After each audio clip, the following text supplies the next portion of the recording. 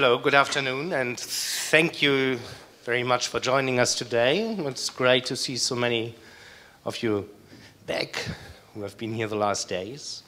And I'm also welcoming we are streaming online and live. And I saw the statistics this morning, and I'm very, very surprised how well it works. It's a much larger crowd who is following us here online, which I really appreciate. It's not only for marketing reasons, it's also for lots of people who cannot afford to travel. We shouldn't forget about this. Yeah? So from far away. And it's people from Seoul, you know, which and we were very surprised. And of course, and this was also one of the reasons why we are just starting at 2 p.m., especially from North America. Which is, no, but I think it's great. Exactly. So, yeah. No Canada. Maybe your wife. Yeah, from Toronto. Yeah. So, LA, getting up right now. no. LA, they will, you know. 4 in the morning. Okay. In LA, maybe they have to follow a German speaking panel.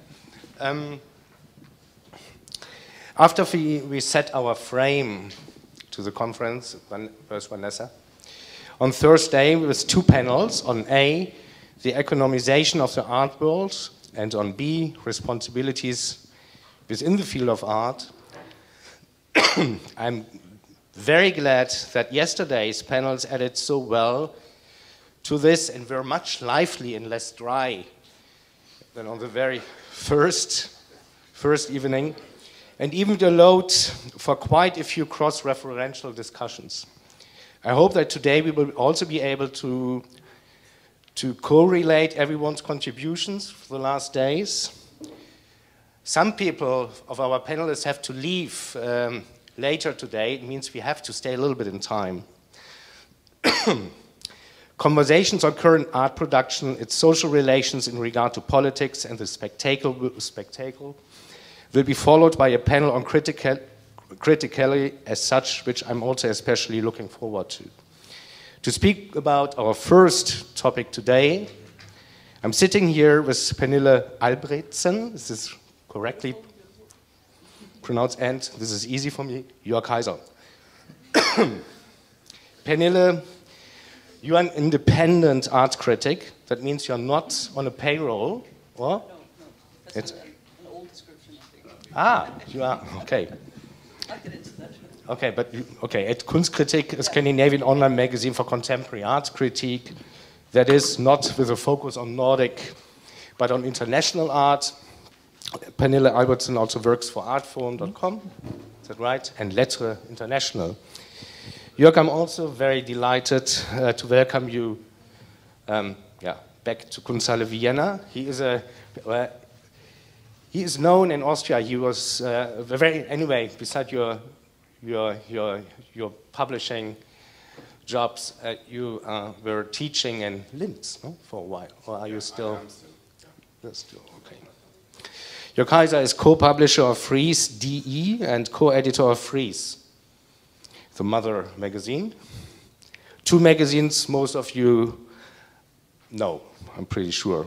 Your writing appears amongst others in Süddeutsche Zeitung, art catalogs and publication. From time to time, you also work as a curator. The title of this panel, Critical Affirmation, Media Between Affirmation and Critique.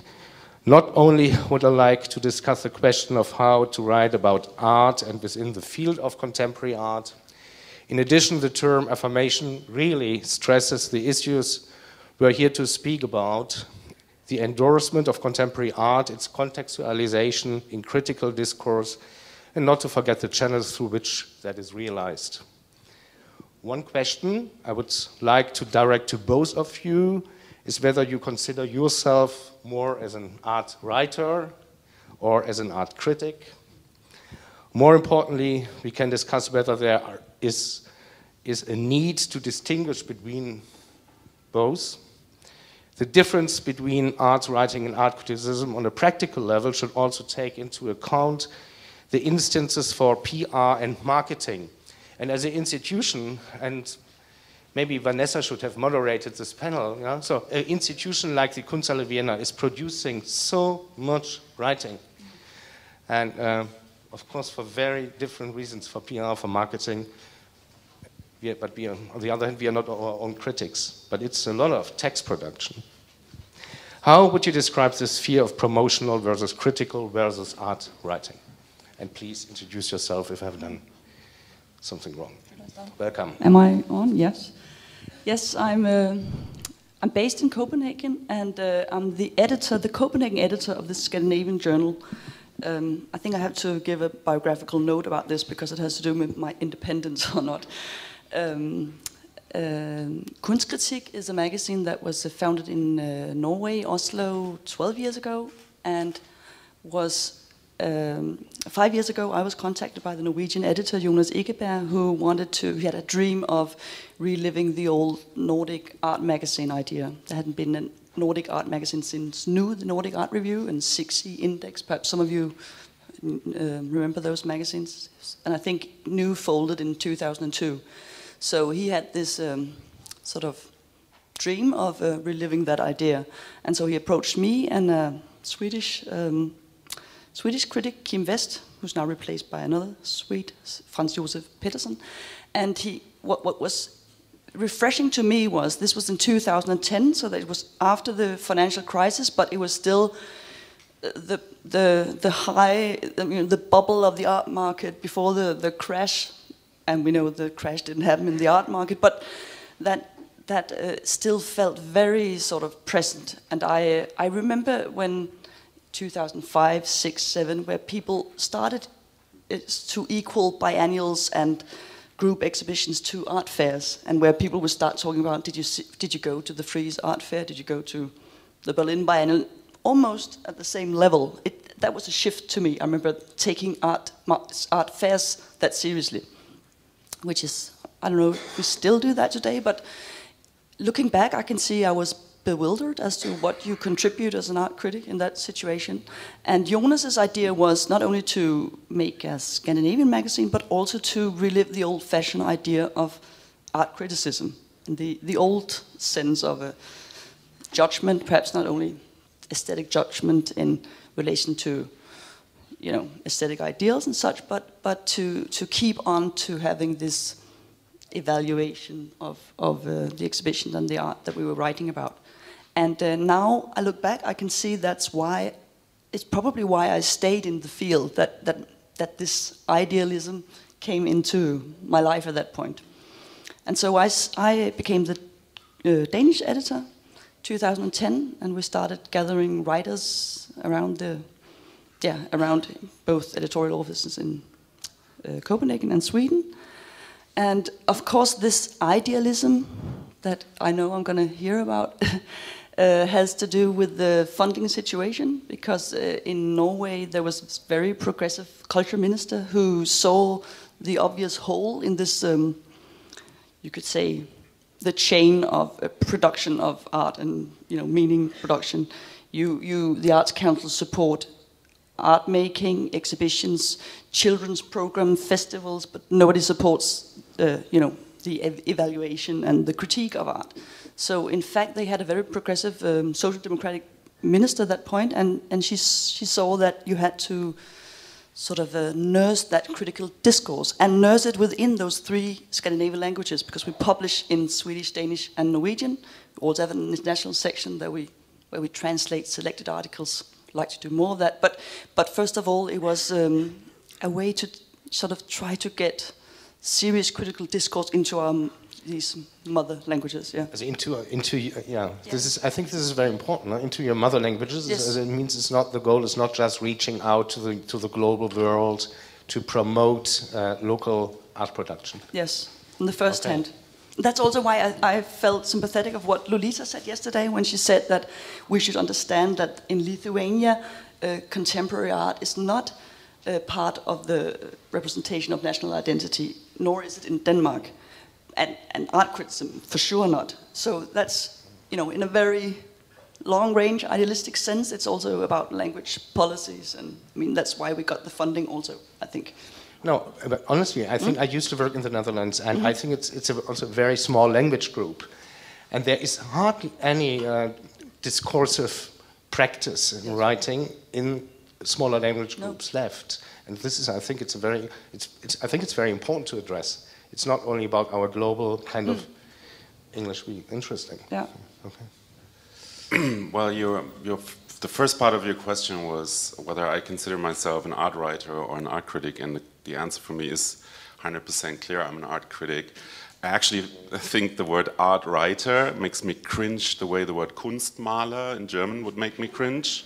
You know, it's like either you're a writer or you're not. And if you're a writer, you can be part of the subcategory of an art critic, or you can be a writer, right? I mean, in the kind of emphatic sense.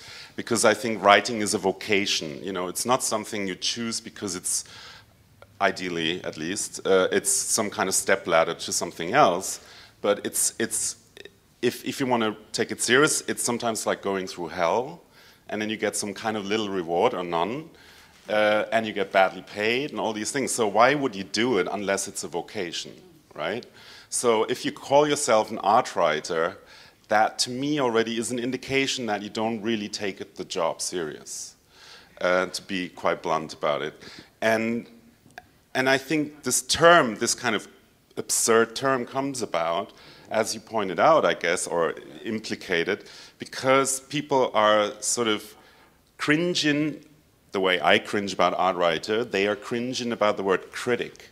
It has for them the air of someone, you know, holier than thou, you know, who goes and just gives judgments and is sort of aloof, above, you know, other people's judgment.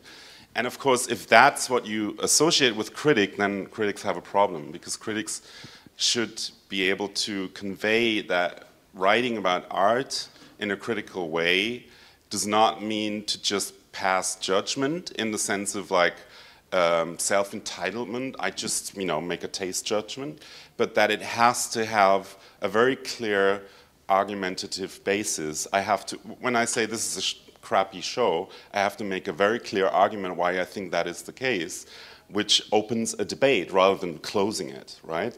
So in that sense, we're already in the middle of this question of what makes an aesthetic judgment or what makes an art critic, you know, let's say choose an opinion and choose a position about something.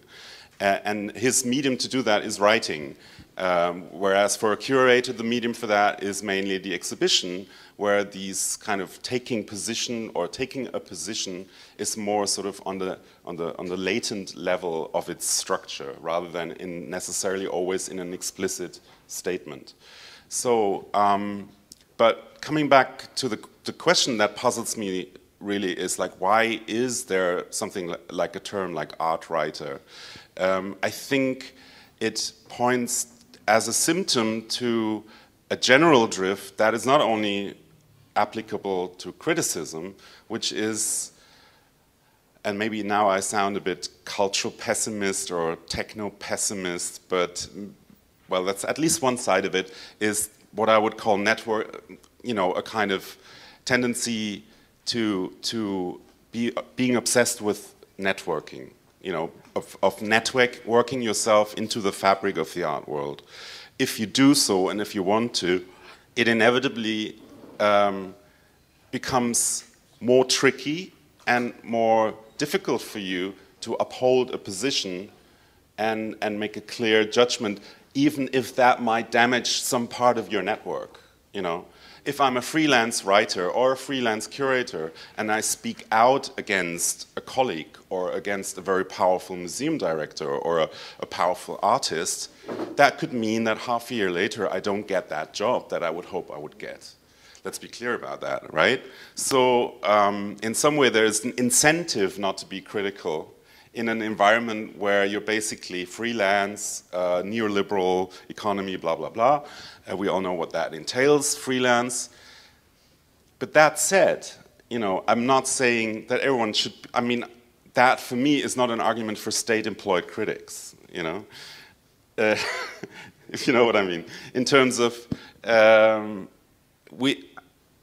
it's a thing we have to live with, the fact that being part of a social fabric entails taking a position. Otherwise, you become invisible and non-positional in that network. And then what's the point then, for me? But I can also, I totally subscribe to the idea of being an art critic also. I also thought, I don't know who... But you're a state art critic. You're paid by the state.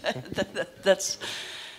but I also think what Jörg is saying, the idea of art writer and art writing also comes from the abundance of writing, the abundance of art exhibitions also, like we talked about. The problem is not only the total economization of the art world, as we've talked about the last few days, it's also how do you navigate in a situation where the art world has become an industry, where, as Falkenberg addressed yesterday, the Haus und Wirth, the investments and Gagosian investments, these big productions are, comparable to, big film productions.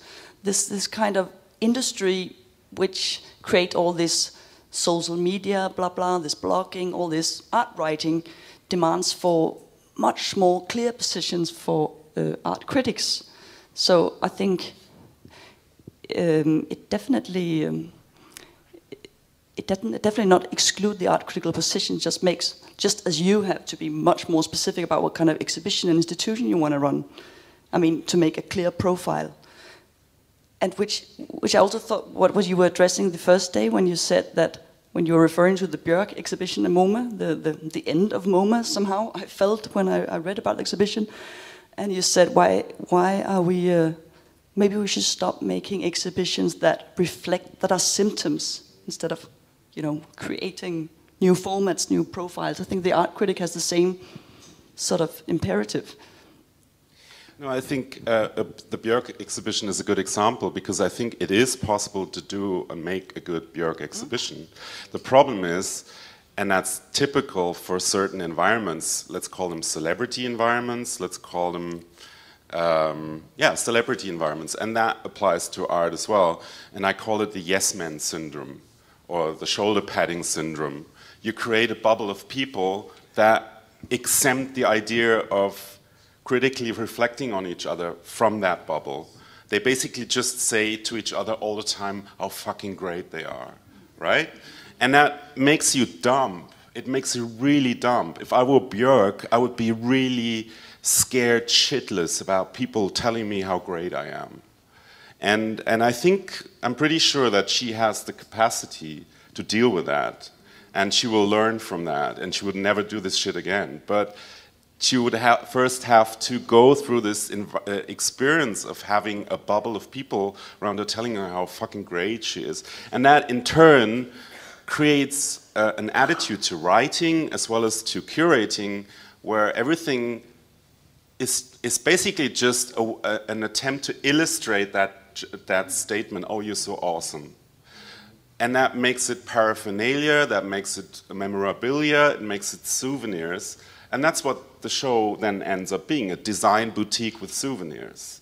And critical in that sense doesn't necessarily mean critical of the artist you're showing, which is kind of self-defeating in a way, because why would you give... I mean, of course you can be critical, but if you personally think that artist is crap, why do you show them, right? So you have some empathy with their work, but that shouldn't entail that you don't make distinctive judgments of how to choose and how to show and how to, I mean, you know better than me, you've been doing this for, 20 years, 25 years. This is your job, right? I mean, in some way, this is all what it's about, and that's what I meant earlier, that in curating, this is the latent part. It doesn't necessarily have to show in a sense like, oh, I made this clever judgment by choosing this work over that, but you just show it and leave the viewer the chance to discover for themselves. But the view of the spectator or the visitor changed as well. The demands are completely different now than 20 years ago.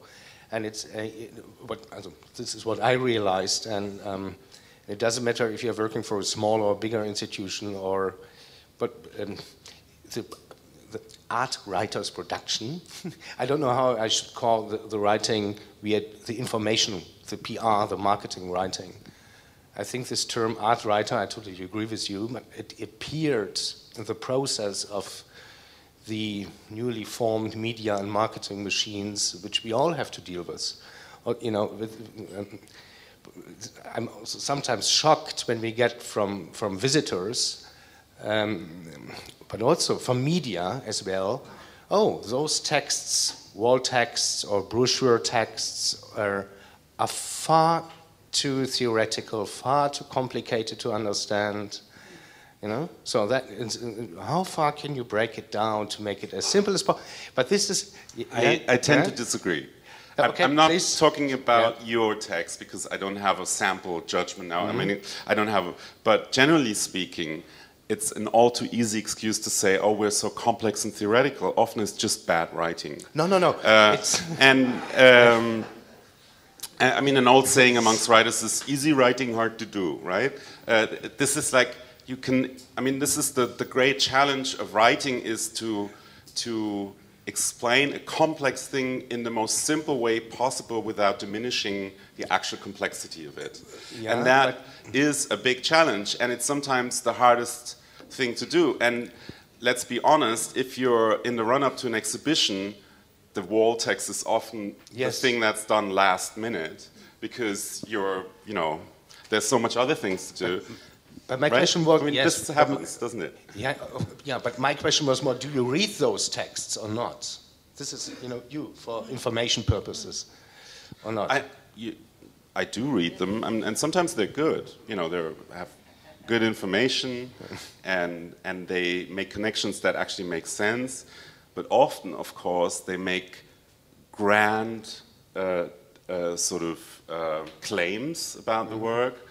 I mean, I give you an example. Recently I was in Rome and I was looking at an exhibition. I'm not going to name the person because I think that's a bit unfair.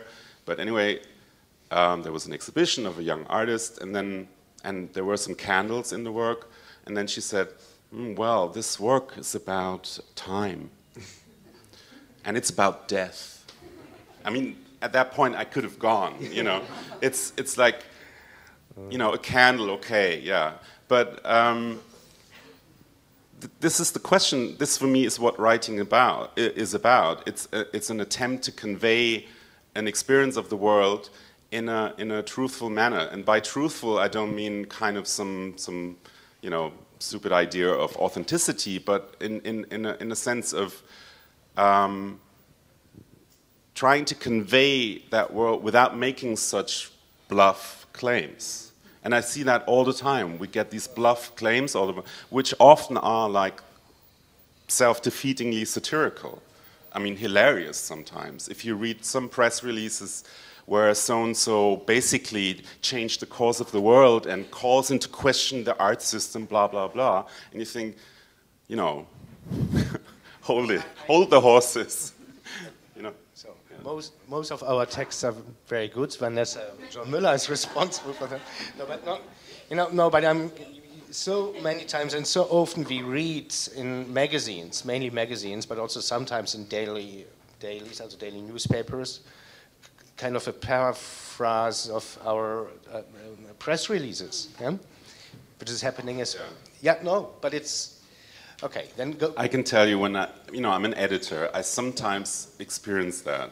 Yeah. That's some, let's say, tryout writer who wants to do a review for us, and then I look at and I realize they basically paraphrase the press release. Okay. Yeah. And then I will have to tell them that we can't run that review.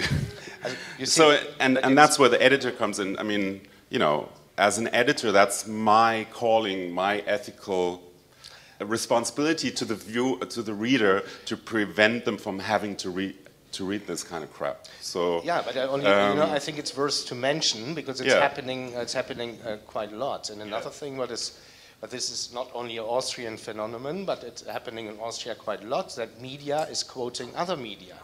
You know, media is quoting media. The other, then it goes in a review. In a review, or you know, this is very strange. Are you?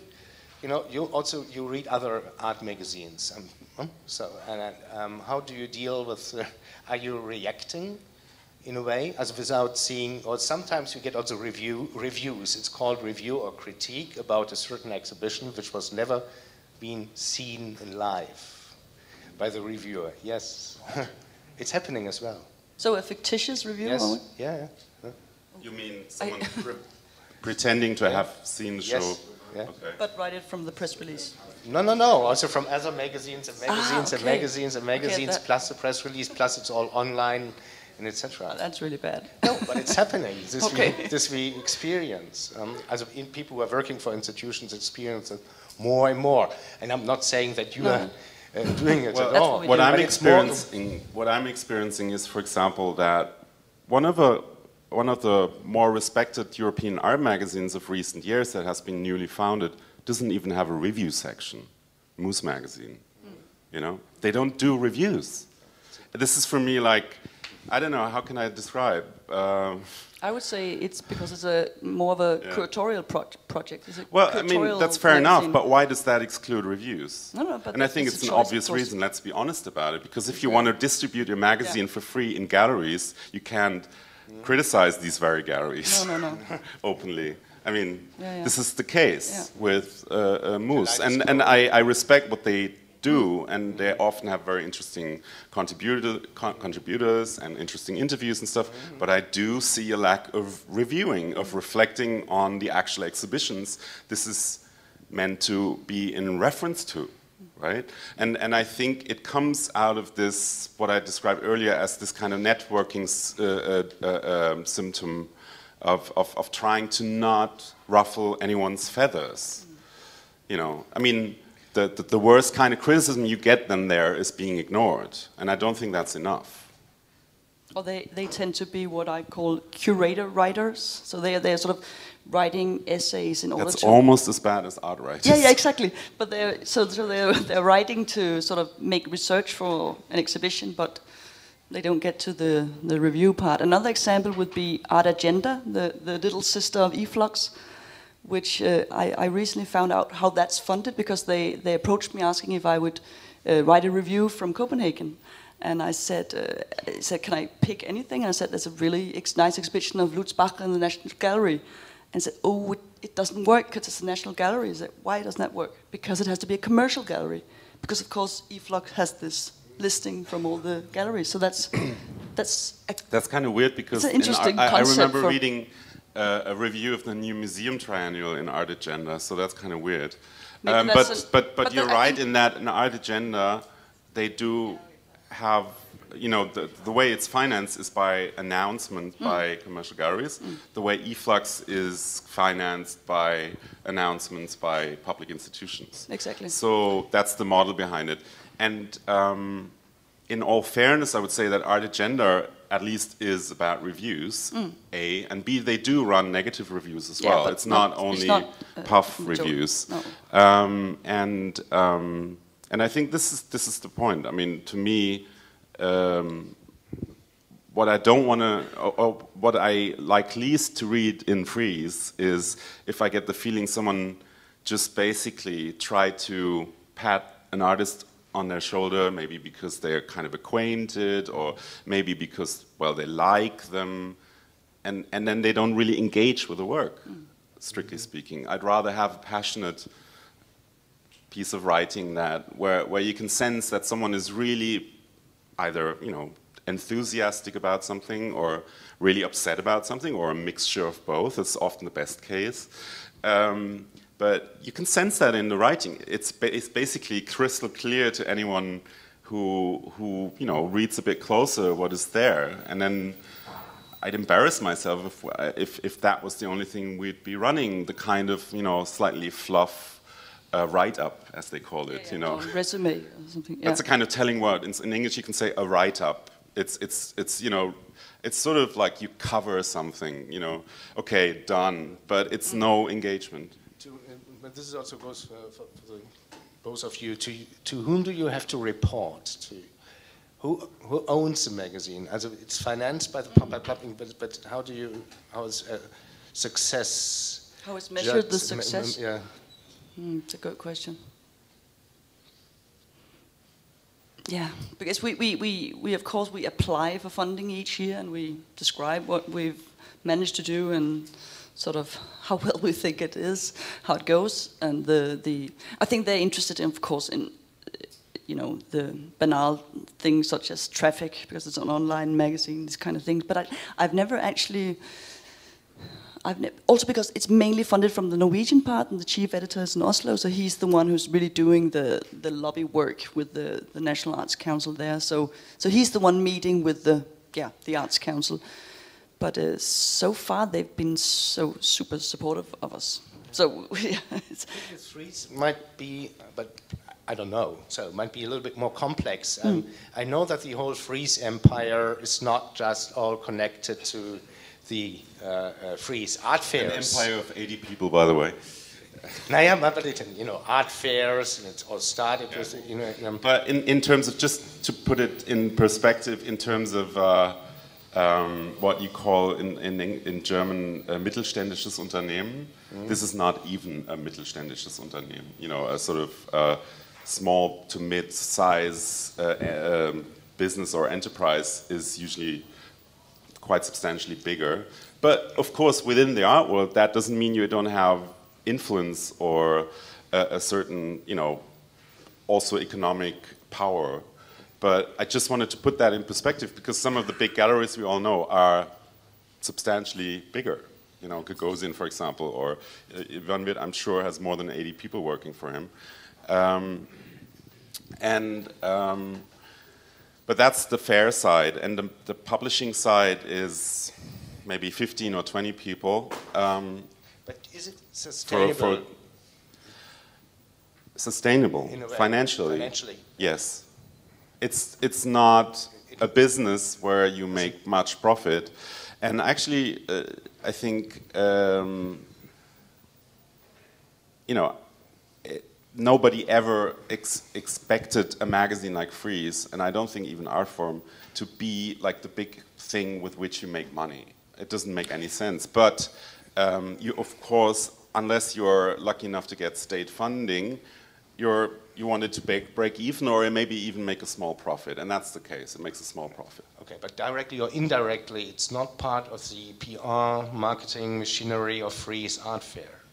It's rather a bit the other way around, in the sense that as the fair was founded by the founding directors of the magazine, they had a particular interest to make the communication of the fair, as well as, for example, the talks program of the fair, at least in the region of the standard they had for their own magazine, right? So in some way they would, for example, never hire an external PR company to do the PR for them, which is completely normal for many galleries and even museums to hire, whatever they called. There's all these big PR companies who do the job for you. And at Frieze, we would probably never do that. That said, the marketing department is separate from the publishing department. And we sometimes collaborate with them. Like, let's say we have a newsletter about a new issue of Frieze, but we write the copy and they look at it and then we discuss if they think there's a problem or vice versa. And that's how it works. It's pretty simple in that sense. But are you free to write? Sorry. No, I'm just curious because you say they would never hire an external marketing partner, but they wouldn't use you, the publishing. I don't want to be used. No, but so who are they using then? Well, they hire people who work in that department. Yeah. Oh, that's okay. So there are sort of walls between. Absolutely. Because that's what Yeah. you think about. None of the people in the publishing side of the business are, for example, in any way involved in the jury process of the fair, or in any other way involved in the selections the fair makes or the projects in the fair. The only thing we've been involved in is the talks program.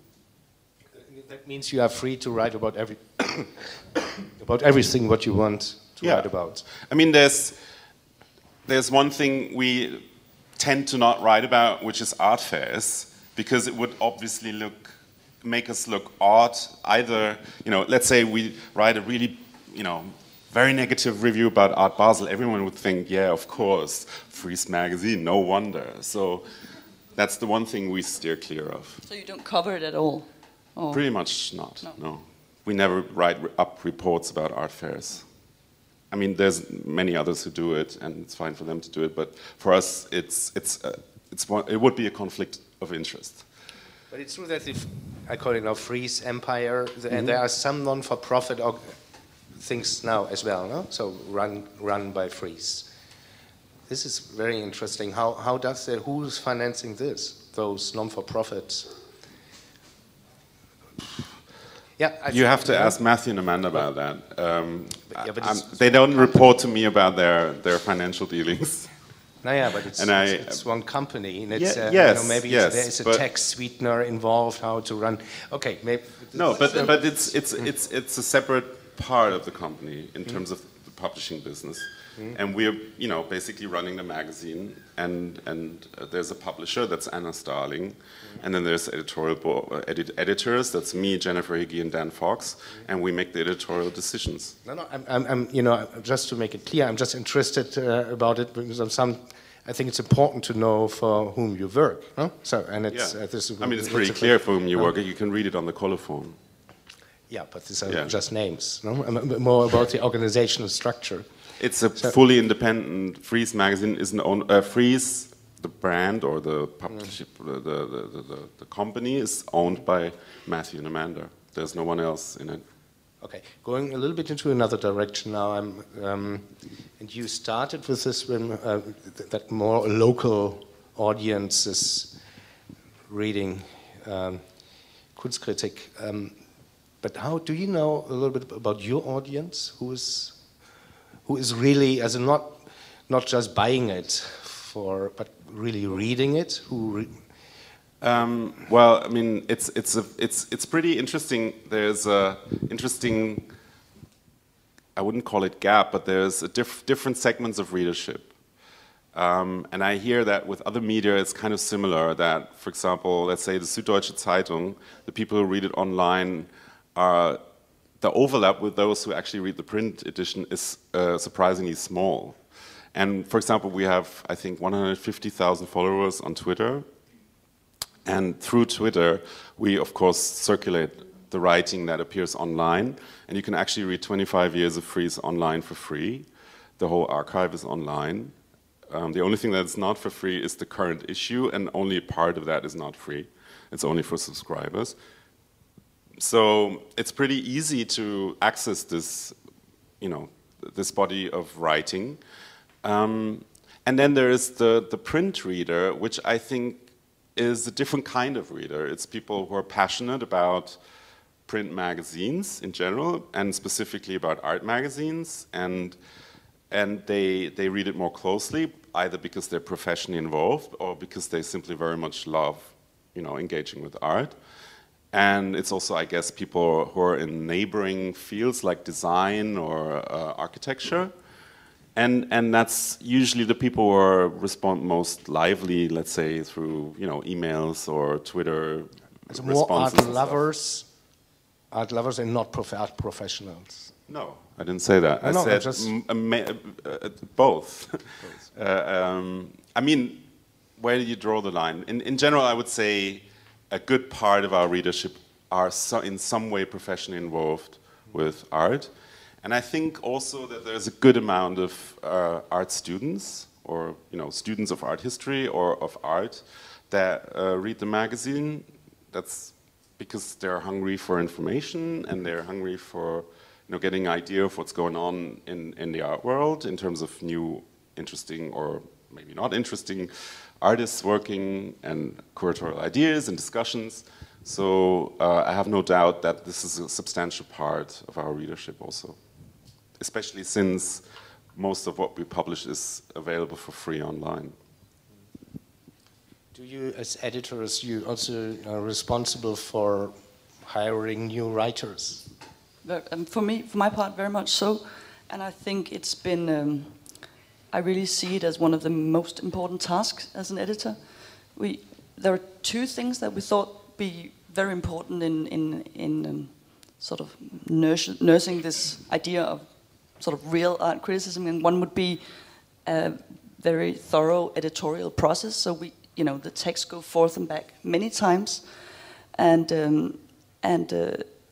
and of course the selection of what you write about, how you write about, because that's what we in these local situations can differentiate ourselves. We because we are sort of people that have are connected to the outer art world, we can perhaps make that more clear selection of what would be interested, sort of for the art professionals, and I find that I like the idea of the embedded critics the most.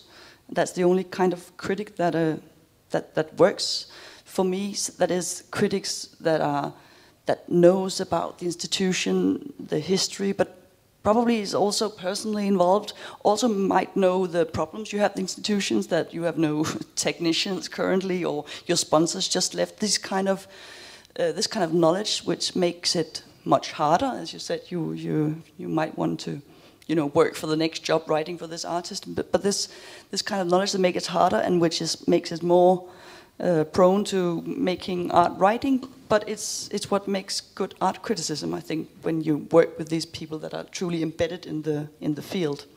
And that's opposed to, I guess, some of the art critics we have in the daily papers in Denmark that still has this idea about not being part of the art scene, and having this blank screen idea about going into the gallery not knowing anyone.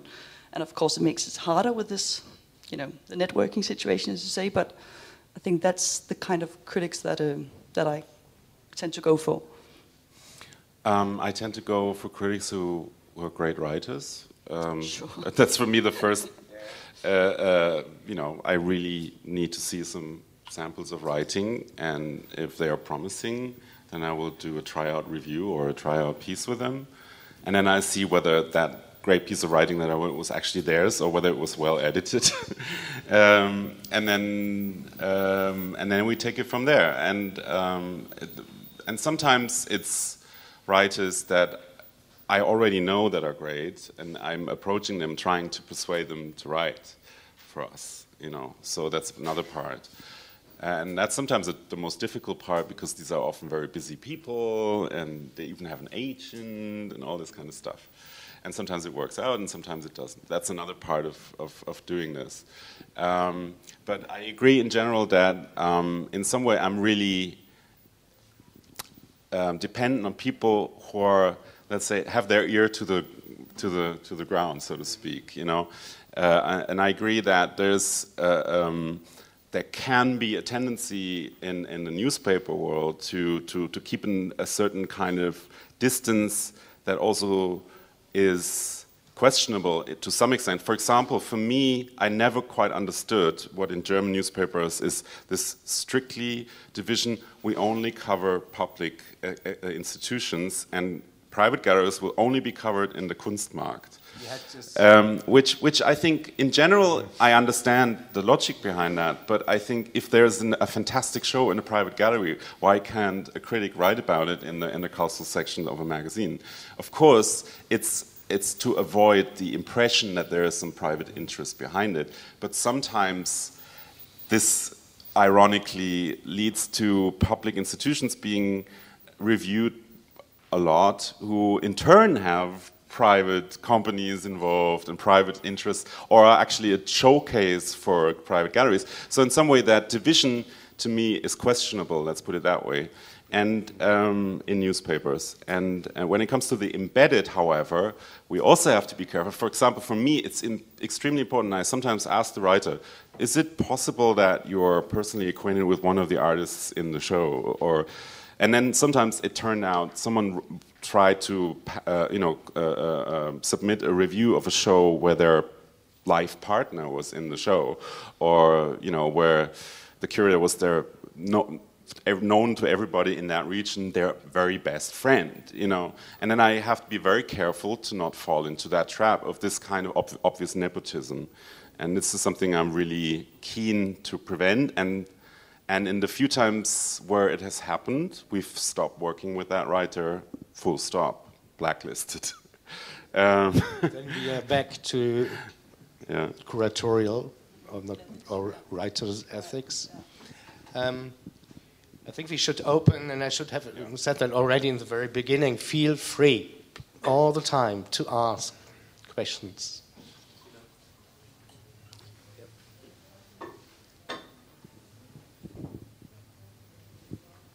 We dressed yesterday, of course, I'm just seeing Julia Voss, of course, the Kunstmarktseiten and the feuilleton. It's interesting that that's always is coming up.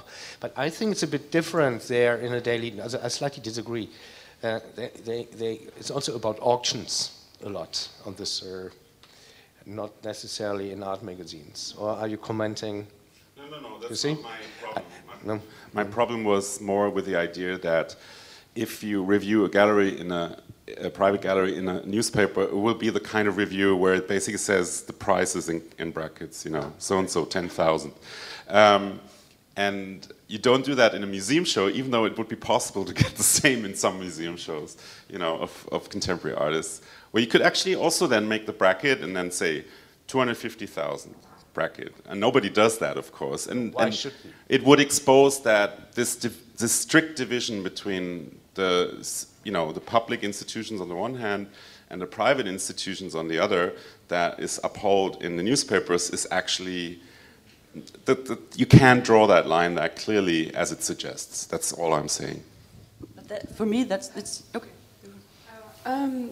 Having recently started to work in online media, I've been thinking a lot about actually what Nikolaus was saying about all of these online outlets kind of coding each other, and how it's just a very much more quick pace of publishing. And I'm wondering about the rise of art journalism as compared to a kind of steadfast art criticism, and if that's changed your role as editors at all.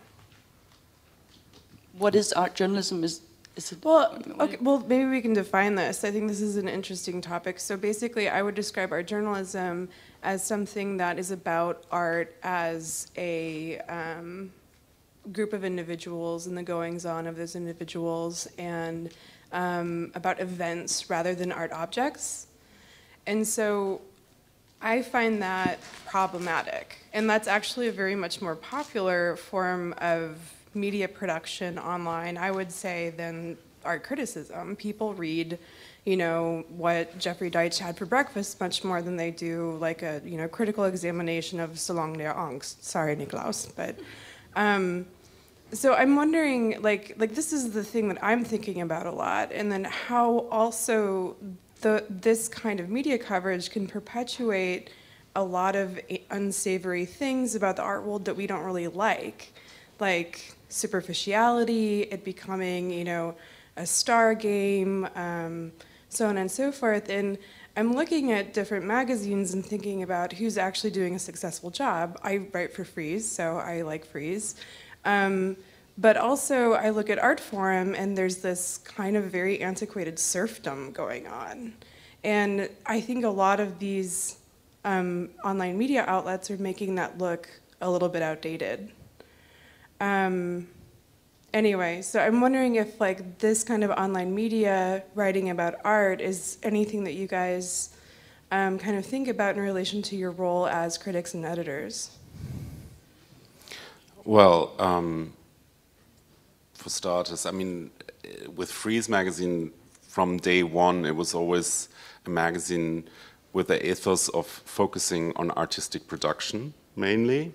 And then there's articles about, you know, curatorial trends or whatever, and discussing theories, discussing cultural phenomena, etc. But we pretty much always steered clear of the, yeah, what you described as the kind of social reportage, maybe, you know, let's call it that, you know, and that can be a serious thing that others can do in a serious way. Let's say, I don't know, New York Times or Art Newspaper or the New Yorker or something, they can talk about, you know, certain aspects of, you know, the social life of the art world in ways that we probably would rather steer clear of. And then, yeah, like Seen and Heard on the Art Forum website is the exact opposite, of course. And it's, I think, for them, it's kind of almost a tension that they enjoy, in the sense that, you know, the magazine is like really kind of, you know, this is the Ivy League speaking, you know, Benjamin Buchloh, Yves Alain Bois, etc. And then you go, like you say, you go on Seen and Heard, and then it's like about, yeah, whatever went down at the Jeffrey Deitch mocha opening with someone's head in the cake, you know. But let's face it, we like reading that also. I mean, it also has a place, and I also think that I tend not to like it, but okay, yeah, I can understand why people like it. I guess I have a similar relationship to that kind of writing. I'd rather read the actual gala and the actual, you know, like stuff about Caroline of Monaco or whatever. I'm much more interested in that than in, yeah, some kind of events that went down at an art fair opening. I mean, this is really boring, 80% of it. But, yeah. Yeah. But of how the writing... I think that's an issue of how the writing is being done and not the subject matter itself. I mean, I actually think there's an incredible potential space for a critical social reading of the rituals of the art world. I mean, we're awaiting. Absolutely. We're awaiting like the Tom Wolfe. I mean, okay, Tom Wolfe's an asshole, but like, you know, like a leftist Tom Wolfe to really take it apart, you know. And I think there's actually an amazing opportunity there to do something very subversive, or like, let's say, like, or even like a Michael Musto. You know, like what Michael Musto used to do in The Village Voice back in the 70s and 80s, I mean, writing this very subversive kind of, you know, page 6 take on a downtown social world. I mean, there's something that could be done there, but it would require a level of competence in writing. And it happens. I mean, it sometimes. happens. I think this kind of stuff happens. If I might humbly mention our cherished contributor Jean-Philippe Aubu-Stevenson, who's gone on a hiatus for the last couple of years. But Jean-Philippe Aubu-Stevenson was writing the satirical page at Fries, and he lives at Schiphol Airport, and and anyway, you know, so we had attempts. I mean, there's an obvious satirical potential there, and I think the problem is there's a lot of bad satire about the art world. That's one of the biggest problems about that. But there's also a lot of bad criticism. I mean, of course there's bad criticism, yes. But I think that wasn't the point here. But what I like about this blog situation with the Seen and Heard, for instance, is that it also shows that we all have dirt on our hands. I mean, we are all part of this networking, social rituals. We love our own network. Yes, we love that as well. That sounds a bit too much like church for me now, dirt on our hands. And in some way, but church would be only to all of us work with conflicts, right? And conflicts of interests included. And let's say, for example, I have a state-funded a website, for example, and I totally respect that it is state-funded, and I think it's a good thing to have. But as one of, like, for example, Critic in Sweden, for example, now with a right-wing government there, they cut 80% of the funding of the magazines they have been funding because it's a right-wing government that hates that kind of stuff. And that's where you suddenly become dependent on the goodwill of politicians, and that's the downside of this other, you know. And in Austria, I remember in 2000 when Heiser came into power, we had the exact same discussion here, right? I mean, I remember the discussions around what does this actually mean for state-funded institutions and magazines if suddenly you have a right-wing cultural minister. I mean, in the end, it didn't pan out as bad as everyone was scared it would be, but maybe it did, but in some way. But it was a discussion that suddenly brought into relief how precarious the idea is that if you're somehow in the public, or in a state-funded, let's say, public realm, that kind of exempts you from having dirt on your hands. That's my dirt. I mean, no, but it is. Yeah. I mean, because there's strings everywhere, so that's, I mean, but yeah, definitely. Okay, there's one last question. It's not so much a question. I just wanted to come back to this point where you talked about this weird art market section versus the usual art critique section in newspapers. I'm from Germany's national newspaper Süddeutsche Zeitung, and work as an editor. And some of the thoughts you've just mentioned, like to me, all come together in why do we not feature galleries to the same extent like public institutions, and also about this question about art criticism versus art journalism.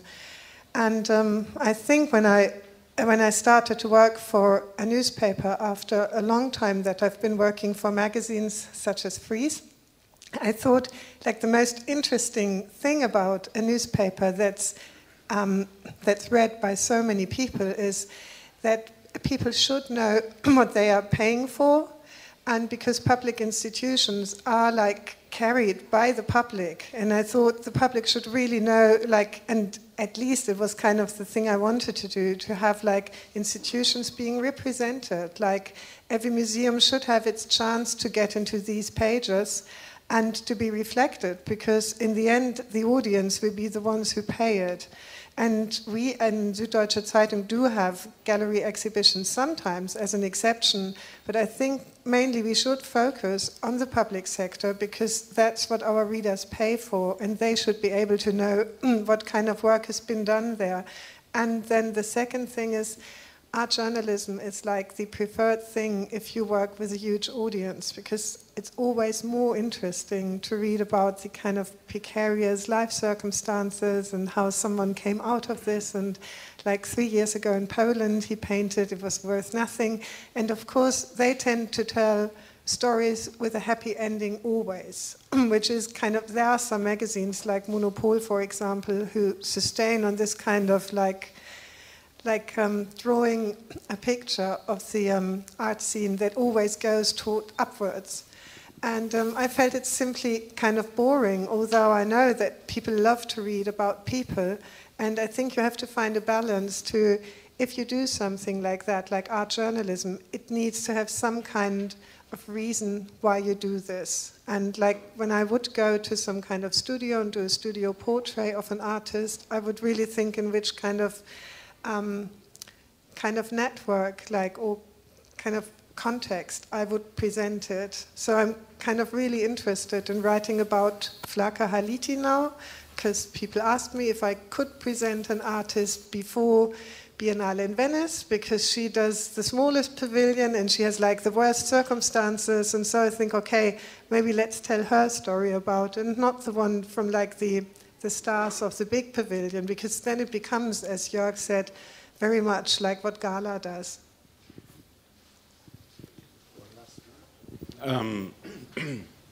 I actually agree with you that one of the main tasks of newspapers is indeed to look at public institutions in the interest of their own readership, in terms of like,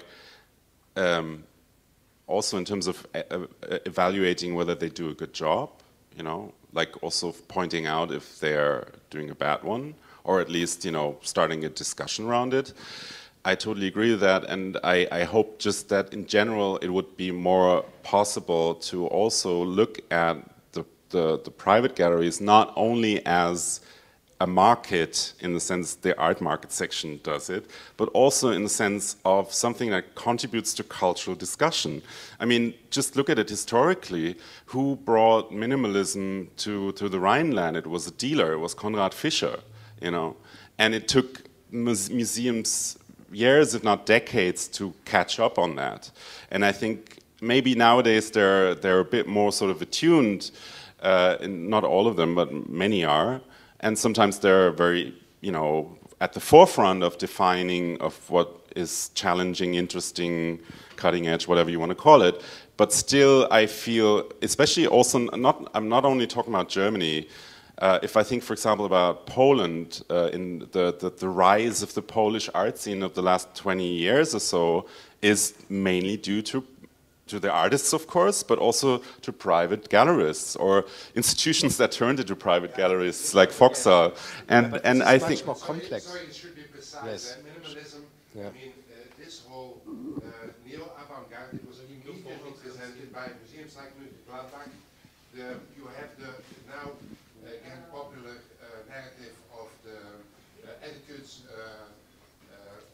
I mean, you should be precise. Mönchengladbach didn't exist before 76. Yeah, but there's the Stedelijk Museum in Amsterdam had a Plassen Schroeven. There's a whole. Yes, it was a network in which actually a commitment to art could be both public and private, but and in which no these solo were shows. I mean, were big group shows. You were speaking about and the minimalism first Cal Andre show in Europe, or one of the first ones definitely, was the one at Konrad Fischer in '67. I mean, why? I mean, why would you disagree with that? I mean, Mönchengladbach wasn't existing before 1976, the museum. Quite a large part of this kind of Eurocore reality of post-war neo-avant-garde was a public one. And it was not. But you were suggesting you were making an argument. You were generalizing it to an argument that the private goes decades even beyond a public. It was an example where that happened. I'm not generalizing in the sense that it's only private galleries, but Konrad Fischer is a good example of a gallery that was doing pioneering work, and there's others like Art and Bulletin in Holland, and there were these kind of. I was just saying this was a kind of a very integrated public-private cooperation, I think, from the onset. Okay, the last word to... Last remark. From your question, I think it brings us back to what I think is the big challenge, is the growth of this field, that it has become an industry, and maybe it also demands of us other kind of genres, writing genres also. And I mean, we can all agree that we are art critics and we vote for art criticism, but maybe there are some other sort of, like you said, who is my audience a few days ago, and that's also what I'm thinking about. Who? So I hope we could set a little bit the tone for today, and thank you very much to the two of you. One more question, but only one. So last one, yeah. Hi, I wanted to ask. I very much agreed with your point, Jörg, that good criticism should really open a debate, and it shouldn't just be flowering up and patting on shoulders. As critics, as writers, do you feel any responsibility in bringing the level of that debate down to new audiences? Is that your responsibility at all? What do you mean by down? Well, no, what I mean is the it's a horrible word, accessibility. So, for example, I don't work in the art world, but I've come here because I'm interested in art, and I have been educated sufficiently to sort of come here and feel I don't feel intimidated to understand what you're talking about. But I think it's... I can is there any responsibility you feel from good criticism to also make people think, oh, I can maybe read this, or maybe I should go and see this, I don't really understand what it's about? In part what I replied with, sort of this field becoming an industry. There's so many more people are so interested in art, and they really they go to the exhibitions and they go to workshops, and there are more writing and television about art than ever before. So we have to acknowledge a new kind of audience and also readers. And I have this special local assignment in this Danish, Scandinavian context where I come from, and I really have to. I feel that I have a obligation to sort of learn people how to read art criticism, and also to do it in an open manner. I mean, for me, it's a kind of old-fashioned idea of good intellectual writing that at the same time is accessible in a sense of explaining its parameters. You know, I'm not referencing something without explaining what I'm referencing. As you know, this kind of gesture of making a reference to a certain discourse without exemplifying why you make that reference, suggesting that the reader should already know, be in the know already, which is a classical academic gesture of exclusion. And we strictly try to prevent that from happening. If a writer sends a piece and there's this kind of, as we all know, in the Alain Badiouian sense of the event and the being, comma, this painting did not da-da-da-da-da. And I'm saying, can you please explain to me as an editor as well as to a readership where you see precisely the connection between Badiou's event and being and this particular yellow brush stroke from the upper hand corner to the, you know. So basically, it's for me as an editor the job to scrutinize these. Sometimes there's a complex argument being made, and it has to be difficult to understand because the actual thing is difficult. And sometimes it's just sloppiness, or it's actually a kind of mixture of fear and aloofness on the part of the writer, a kind of a sort of compensation of kind of anxiety of making a position by sort of evoking big names or big discourses or sanctioned references. And it's my job to prevent that from happening. Thank you very much. We have a 4-minute and 30-second break. We really need to go on. So, thank you.